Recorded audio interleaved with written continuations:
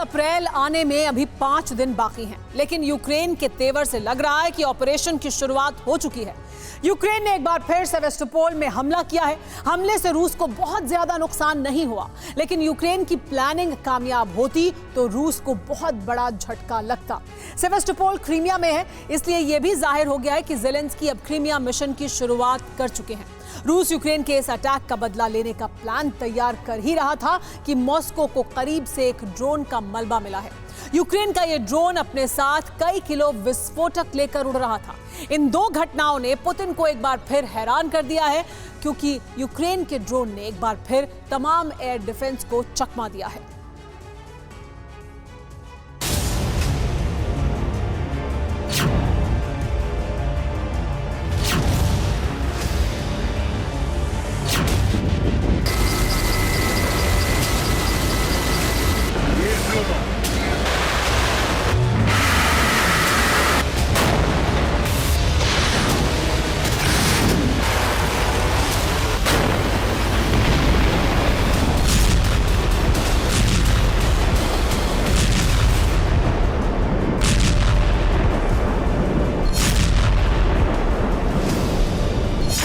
ऐसे जोरदार धमाके तो नहीं हुए, लेकिन ब्लास्ट की ऐसी आशंकाओं से पुतिन की धड़कनें जरूर तेज हैं।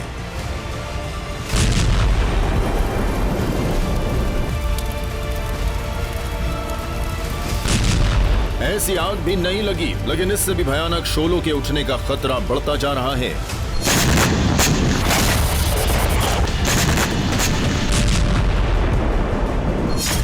जमीन पर पड़ा ड्रोन का यह मलबा सबूत है कि रूस की जमीन कभी भी आसमान से आने वाले आत्मघाती मशीनी परिंदों से दहल सकती है।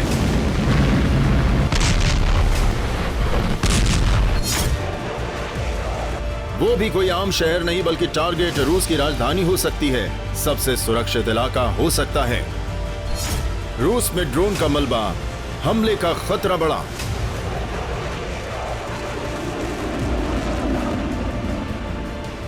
ये यूक्रेन का कामिकाज़े ड्रोन है।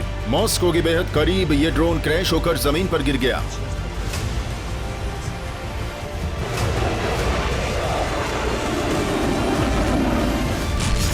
ड्रोन 17 किलो विस्फोटक से लैस था।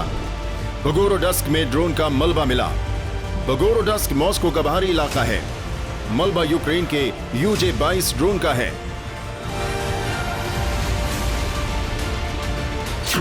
यूक्रेन ने कुछ महीने पहले UJ-22 सीरीज के ड्रोन को तैयार किया है। माना जा रहा है कि ईंधन खत्म होने की वजह से ड्रोन क्रैश हो गया। 17 किलो विस्फोटक के साथ अगर ये ड्रोन अपने टारगेट को हिट करता तो कुछ ऐसा धमाका हो सकता था।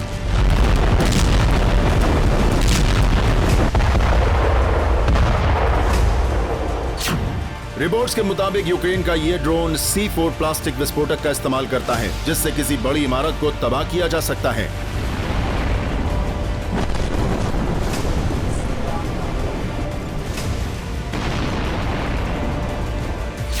मॉस्को पर हमले के साथ ही यूक्रेन ने क्रीमिया, सेवेस्टोपोल में भी हमले की कोशिश की है। सेवेस्टोपोल में यूक्रेन ने 2 सरफेस ड्रोन का इस्तेमाल किया। ये ड्रोन पानी की सतह पर बड़ी खामोशी से चलता है और टारगेट के करीब पहुंचकर धमाका कर देता है। यूक्रेन का सरफेस ड्रोन क्रीमिया में तैनात ब्लैक सी फ्लीट के करीब पहुंच गया था, लेकिन ब्लास्ट में रूस ने किसी तरह के नुकसान से इनकार किया है।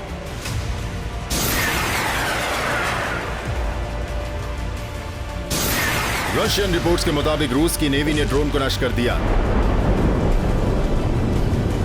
जबकि दूसरे सरफेस ड्रोन में खुद धमाका हुआ। दोनों ड्रोन किसी युद्धपोत के करीब या पोर्ट के करीब नहीं पहुंच सके और हमला नाकाम हो गया।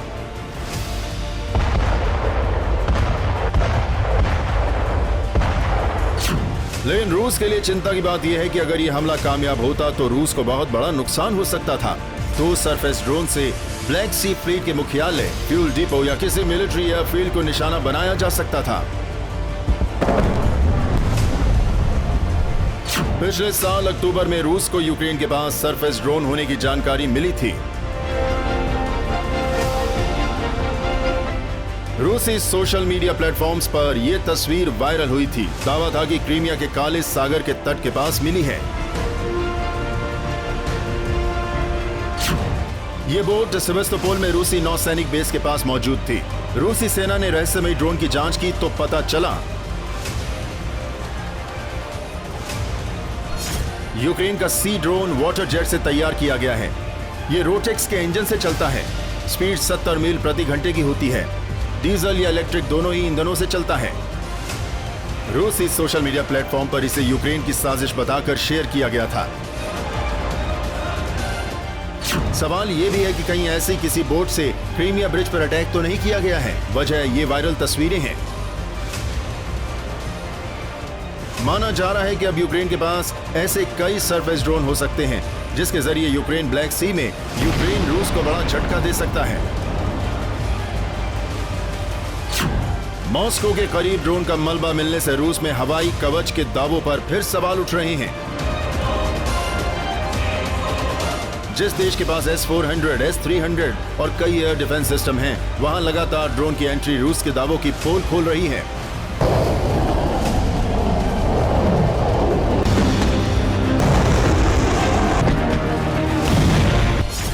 क्रेमलिन से सिर्फ 43 किलोमीटर दूर यूक्रेन के ड्रोन का मलबा। रूस की जमीन को थर्राने में सक्षम एक ड्रोन मॉस्को के बिल्कुल करीब तक पहुंच चुका था और रूस की वायुसेना को पता तक नहीं चला। यह ड्रोन मॉस्को की किसी भी अहम जगह पर धमाका कर सकता था। रूस के लिए सबसे चिंता की बात है कि मॉस्को में दाखिल होने के बावजूद ड्रोन को किसी एयर डिफेंस ने नहीं गिराया। आशंका है कि ड्रोन बेहद नीचे उड़ रहा था।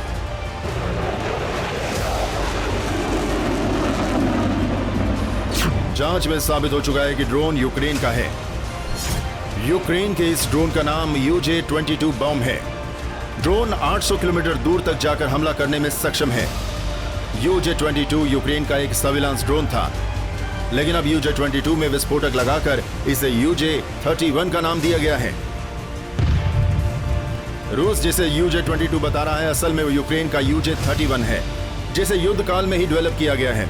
कुछ रिपोर्ट्स में इस बात का खुलासा किया गया है कि ब्रिटेन से मिले खास विस्फोटक की मदद से इसे कामिकाज़े ड्रोन के तौर पर डेवलप किया गया है।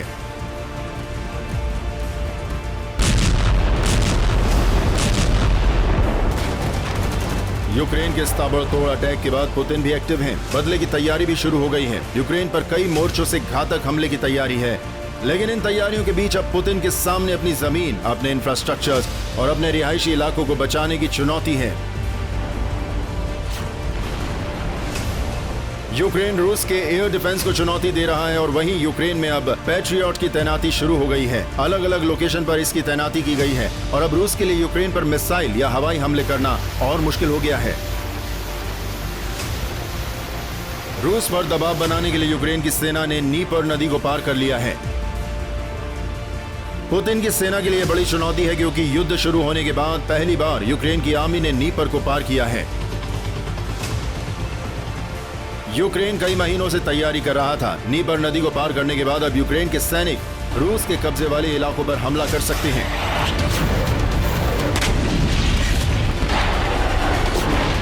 यूक्रेन की सैनिकों की यह मूवमेंट भी जेलेंस्की के क्रीमिया मिशन की शुरुआत का संकेत है। Bureau report, TV9 Bharatvarsh.